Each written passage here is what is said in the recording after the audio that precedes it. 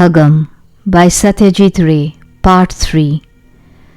It was dark near the door, so I couldn't see his face clearly.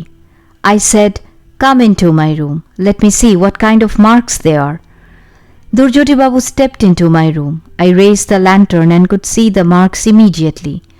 They were greyish, diamond-shaped blotches. I had never seen anything like them before, and I didn't like what I saw. "You seem to have caught some strange disease," I said. "It may be an allergy, of course. We must get hold of a doctor first thing tomorrow morning. Try and go to sleep and don't worry about the marks. I don't think they are caused by insects. Are they painful?" "No." "Then don't worry. Go back to bed." He went off. I shut the door, climbed into bed and slipped under the blanket. I am used to reading in bed before going to sleep, but this was not possible by lantern light. Not that I needed to read. I knew the day's exertions would put me to sleep within 10 minutes of putting my head on the pillow. But that was not to be tonight. I was about to drop off when there was the sound of a car arriving, followed soon by English voices and the bark of a dog. Foreign tourists, obviously. The dog stopped barking at a sharp rebuke. Soon there was quiet again, except for the crickets. No, not just the crickets. My neighbor was still awake and walking about. And yet, through the crack under the door, I had seen the lantern either being put out or removed to the bathroom. Why was the man pacing about in the dark? For the first time, I had a suspicion that he was more than just whimsical. I had known him for just 2 days. I knew nothing beyond what he had told me about himself. And yet, to be quite honest, I had not seen any signs of what could be called madness in him until only a few hours ago. The comments that he had made while touring the forts at Bayan and Deeg suggested that he was quite well up on history. Not only that, he also knew quite a bit about art and spoke knowledgeably about the work of Hindu and Muslim architects in the palaces of Rajasthan. No, the man was obviously ill. We must look for a doctor tomorrow. The luminous dial on my watch showed 11:15. There was another rap on the east side door. This time I shouted from the bed, "What is it, Dhurjati Babu?" "Sssss." "What?" "Sssss." I could see that he was having difficulty with his speech. A fine mess I had got myself into. I shouted again, "Tell me clearly what the matter is." "Sssss." I had to leave the bed. When I opened the door, the man came out with such an absurd question that it really annoyed me. Is snake spelt with one S? I made no effort to hide my annoyance. "You knocked on the door at this time of the night just to ask me that?" "Only one S," he repeated. "Yes, sir. No English word begins with 2 S's. I see. And curse, that's 1 S too." "Thank you. Sleep well." I felt pity for the poor man. I said, "Let me give you some sleeping pill. Would you like one?" "Oh no, I sleep soundly enough, but when the sun was setting this evening," I interrupted him. "Are you having trouble with your tongue? Why are you stammering?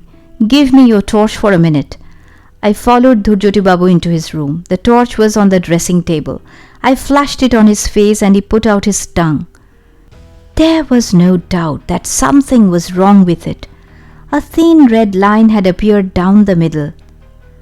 "Don't you feel any pain?" No pain." I was at a loss to know what the matter was with him. Now my eyes fell on the man's bed. It was apparent that he hadn't got into it at all. I was quite stern about it. I said, "I want to see you turn in before I go back, and I urge you please not to knock on my door again. I know I won't have any sleep in the train tomorrow, so I want to have a good night's rest now." But the man showed no signs of going to bed. The lantern being kept in the bathroom, the bedroom was in semi-darkness. Outside there was a full moon. Moonlight flooded in through the north window and fell on the floor. I could see Dhurjati Babu in the soft reflected glow from it. He was standing in his night clothes, making occasional efforts to whistle through parted lips. I had wrapped the blanket round me when I left my bed, but Dhurjati Babu had nothing warm on him. If he caught a chill, then it would be difficult for me to leave him alone and go away.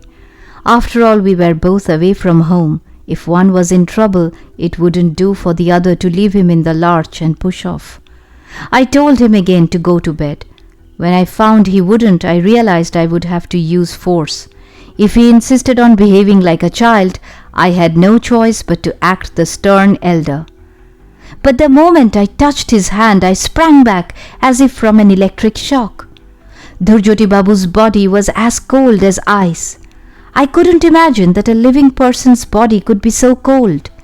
It was perhaps my reaction which brought a smile to his lips. He now regarded me with his grey eyes wrinkled in amusement. I asked him in a hoarse voice, "What is the matter with you?" Dhurjati Babu kept looking at me for a whole minute. I noticed that he didn't blink once during the whole time. I also noticed that he kept sticking out his tongue again and again. Then he dropped his voice to a whisper and said, "Baba is calling me. Balkishan." I can hear him call. His knees now buckled and he went down on the floor. Flattening himself on his chest, he started dragging himself back on his elbows until he disappeared into the darkness under the bed. I was drenched in a cold sweat and shivering in every limb. It was difficult for me to keep standing. I was no longer worried about the man. All I felt was a mixture of horror and disbelief. I came back to my room, shut the door and bolted it.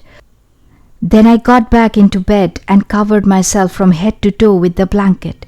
In a while the shivering stopped and I could think a little more clearly. I tried to figure out where the matter stood and the implication of what I had seen with my own eyes. Dhurjati Babu had killed Imli Baba's pet cobra by pelting it with stones.